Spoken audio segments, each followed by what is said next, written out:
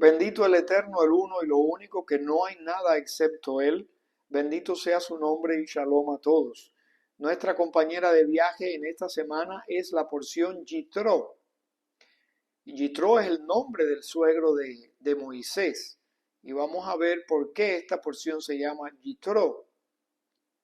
Esta es una porción muy importante porque esta es la porción en que se entregan las Aseret Dibrot, las 10 declaraciones. Es comúnmente llamada Matan Torah, o sea, la entrega de la Torah, aunque realmente aquí no se entrega toda la Torah. Aquí se entregan estas palabras de las cuales el pueblo incluso fue capaz de oír, porque el pueblo de Israel estaba acampado frente al monte Sinaí y el pueblo escuchó la voz del Eterno. No solamente escuchó, sino que incluso fue capaz de ver el sonido. Esto es una sinestesia, cuando se perciben las cosas por sentidos diferentes, o tal vez, en este caso, a través de todos los sentidos.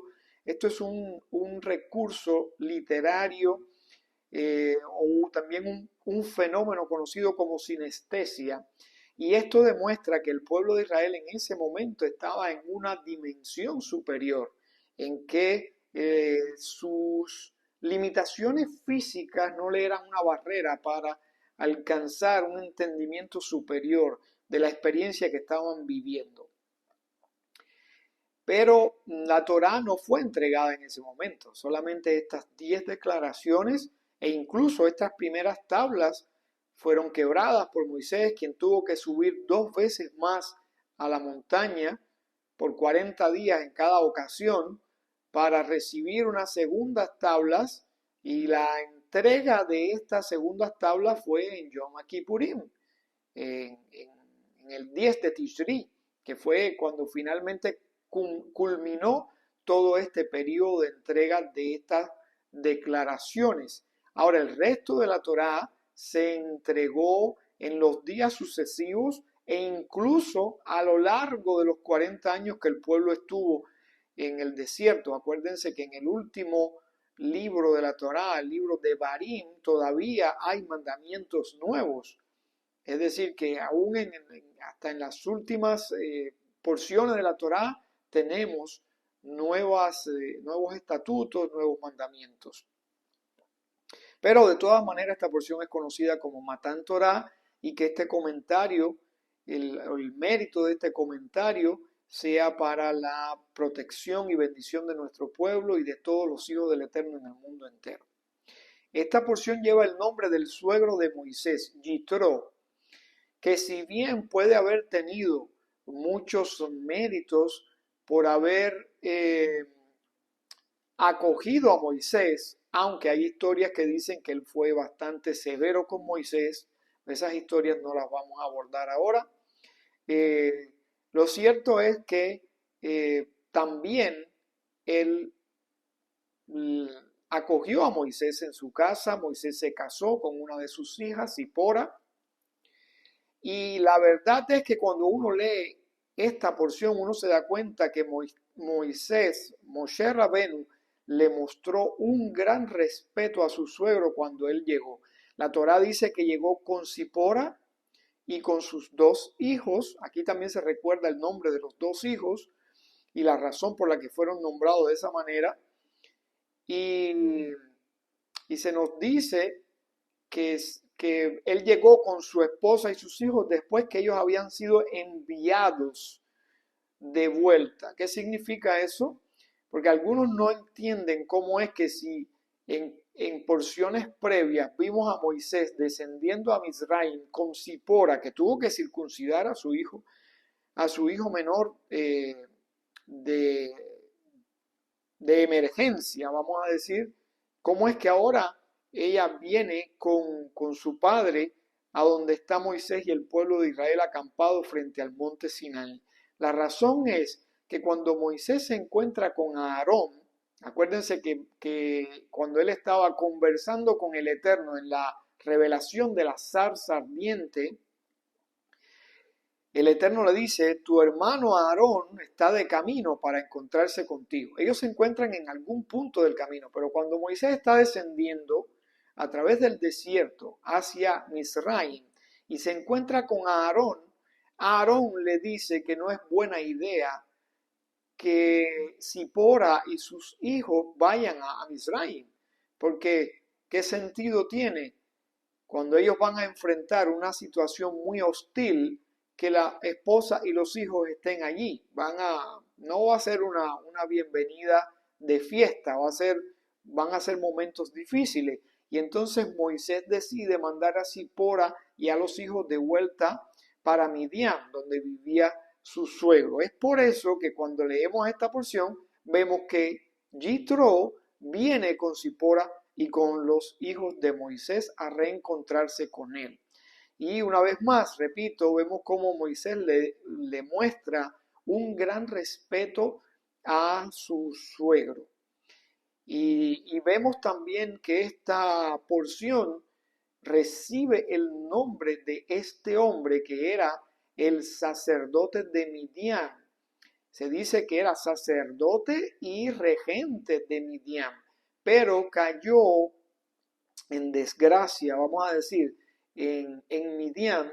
Es decir, el pueblo de Midian dejó de reconocerlo como su líder cuando él abandonó la práctica de la idolatría y se entregó a la práctica de la fe en un único Dios.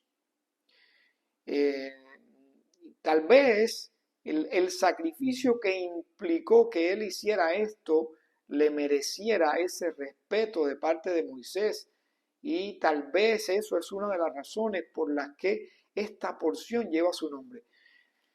Es asombroso porque, en primer lugar, aun cuando él aceptó la fe en el Eterno, en un único Dios, aún así todavía Jitro era un gentil. El hecho de que la Torá le dedique esta porción, que es una de las más importantes de toda la Torá, porque repito, aquí se van a dar las 10 declaraciones directamente de parte del Eterno. El hecho de que esta porción precisamente lleve el nombre de él es algo muy significativo, algo que de verdad llama la atención. Y yo creo que el hecho de que él haya hecho este sacrificio no es razón suficiente para que la Torá le dedique este honor de que esta porción lleve su nombre.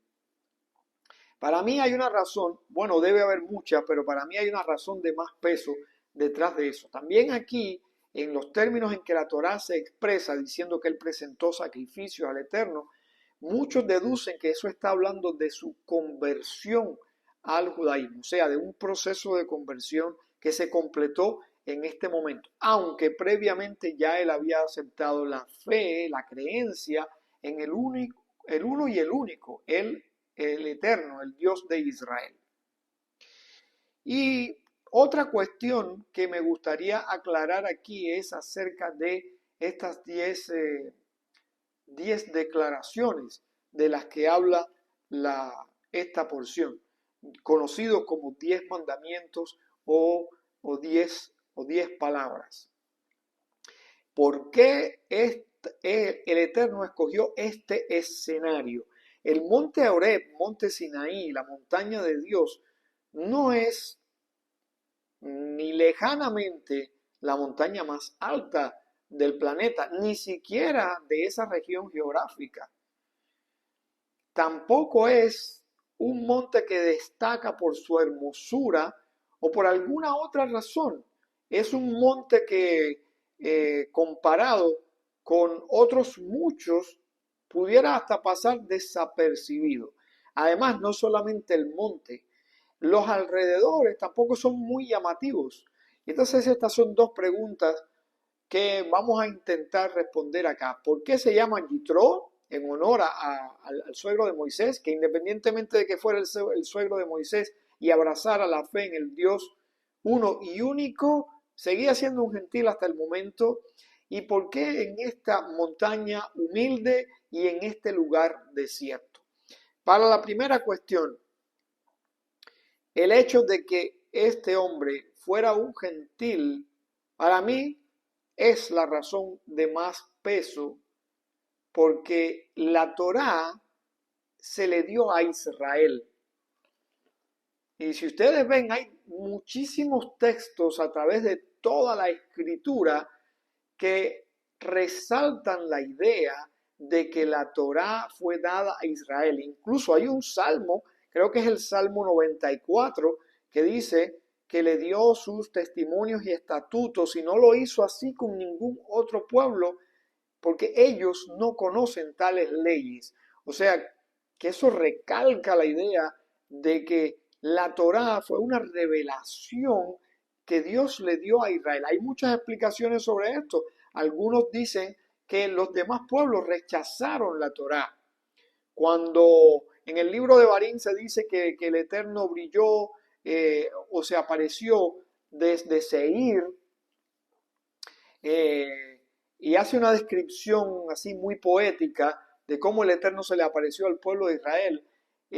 Algunos entienden que venir de Seir y desde Edom significaba que les había ofrecido la Torá y que ellos la rechazaron y que lo hizo así también con otros pueblos.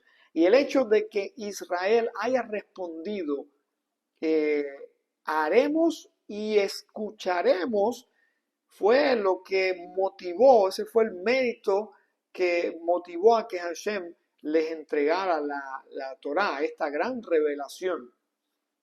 Es decir, que ellos estaban dispuestos incluso a ponerla en práctica antes de entenderla. Eso es una devoción muy grande, un nivel de entrega muy grande que les mereció la entrega de la Torá. Fíjense cuántos argumentos, ¿verdad? La Torá es una herencia del pueblo de Israel. Eso es un texto clásico. Dice que la Torá es una herencia del pueblo de Israel. Eh, Debido a que eso es algo tan notable, algo tan destacado en la escritura, creo yo que es por la razón por la que la Torá le dedica esta porción de la entrega o el principio de la entrega de la Torá misma, la dedica a Yitro, que es un gentil, que hasta el momento no había hecho la conversión. Queriendo decir con eso, de que a pesar de que la escritura declara inobjetablemente que la Torá se le dio a Israel, el hecho de que en la porción en que esa entrega empieza a ocurrir sea nombrada según una persona que no pertenecía en ese momento al pueblo de Israel, significa que aunque la Torá se le dio a Israel, también es un bien de todos los seres humanos, independientemente de su nacionalidad, de su raza, de su procedencia. La Torá es un bien común de toda la humanidad. Israel fue el canal escogido, fue el depositario en el sentido de que fue el canal a través del cual el Eterno decidió hacernos llegar la Torá, pero no es un bien exclusivo del pueblo de Israel. Es decir, son depositarios, son herederos de la Torá, pero no para retenerla exclusivamente, sino para divulgarla, para darla a conocer. Y para mí esto es algo que tiene que quedar muy claro.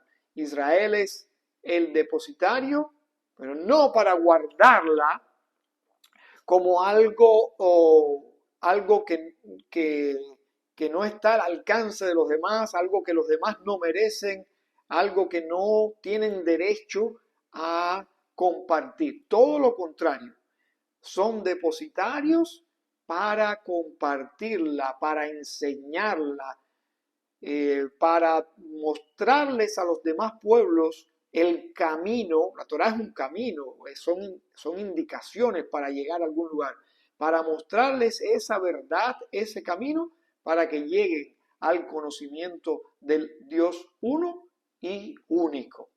Entonces yo creo que esa es si no la razón de más peso, una de las razones de más peso por la que esta porción se llama Yitro.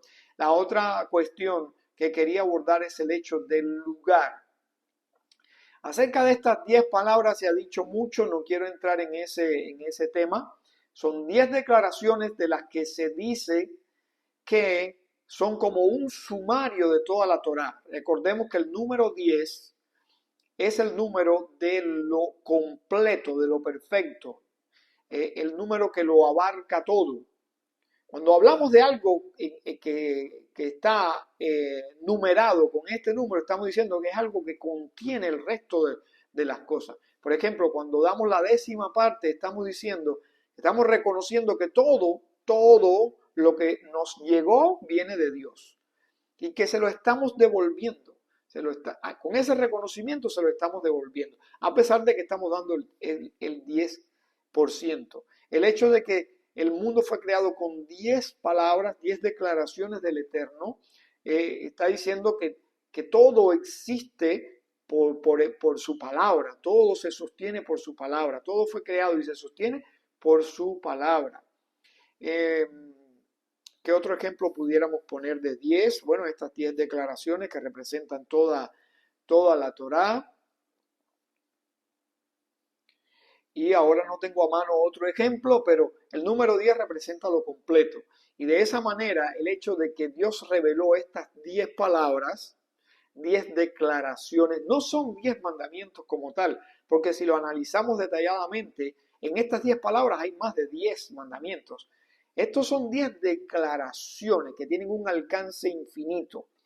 Fíjense de que les voy a poner un ejemplo de que no son 10 mandamientos como tal. Si analizamos la 4ª declaración, acuérdate del día de Shabbat para santificarlo, ahí hay más de un mandamiento, porque ahí está diciendo no hagas en él obra alguna, tú, ni tu hijo, ni tu hija, ni tu siervo, ni tu criado, ni tu buey, ni tu asno, ni tu extranjero que está dentro de tus puertas. Es decir, está hablando de más de algo ahí. Está diciendo no acuérdate del día de reposo y también está diciendo no hagas trabajo alguno. Y está además diciendo quiénes no pueden hacer trabajo alguno en el día de reposo. Es decir, si lo analizamos y lo desglosamos detalladamente, hay más de 10 mandamientos. Sin embargo, todo eso comprende 10 declaraciones.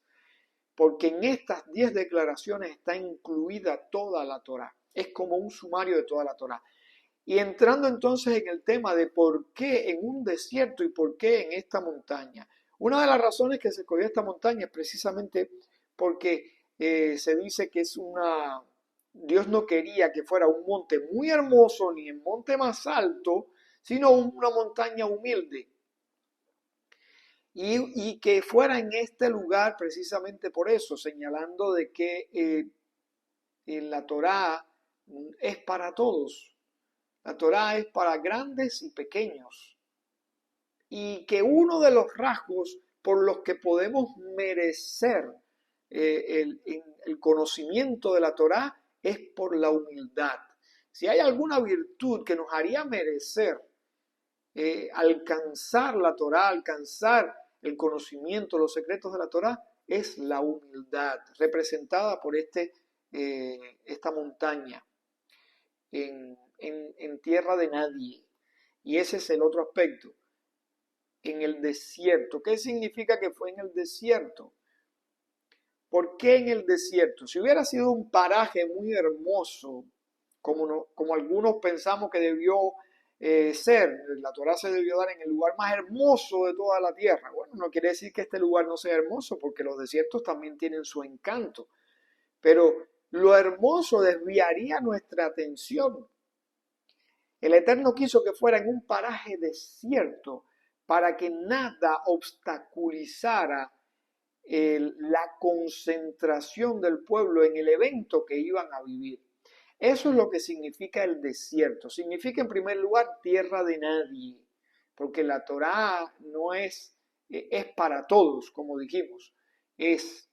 Israel es el canal, pero el objetivo de la Torá es llegar a todos. Por eso es en tierra de nadie, tierra desértica.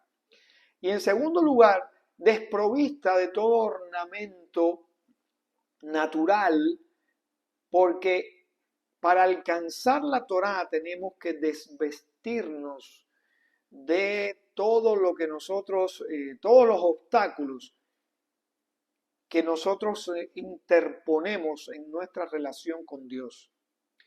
Nuestras virtudes negativas son obstáculos. Nuestros conceptos, nuestras preconcepciones, nuestras ideas son obstáculos. Y el Eterno quiere que para alcanzar la Torá nos limpiemos de todo eso. Eso está representado en el lugar desierto. O sea, abre tu mente, quita de tu mente toda idea preconcebida, todo concepto, todas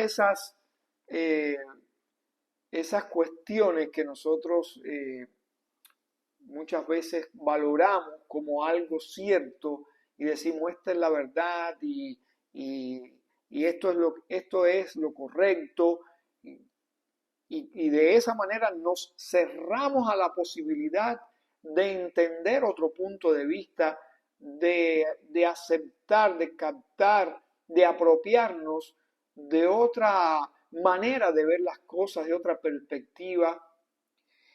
Y en definitiva, todas las opiniones son complementarias.